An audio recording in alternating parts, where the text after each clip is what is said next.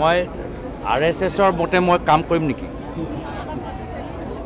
আমাৰ দলৰ স্বাধীনতা সংগ্ৰামৰ যি অৰিহণা আছে RSSৰ আছে নেকি? আমাৰ দলৰ যিমানবোৰ মুক্তিযোদ্ধা আছে RSS এটা মুক্তিযোদ্ধাৰ নাম কওকচোন। এটা মুক্তিযোদ্ধা মোক তেওঁ ক'ব লাগে, আপোনালোকে কওক, ৰাইজে কওক। আমাৰ অসমৰ ভিতৰত কিমান আমাৰ মুক্তিযোদ্ধা আছে? তো সেইকাৰণে তেওঁৰ পৰা আমাক পৰামৰ্শ নালাগে, আমি কামখিনি কৰি যাম। RSSৰ ভৰি ধোৱা পানী খাবলৈ গৌৰৱ গগৈৰ যোগ্যতা নাই, মই সেইটো কথা কৈছোঁ।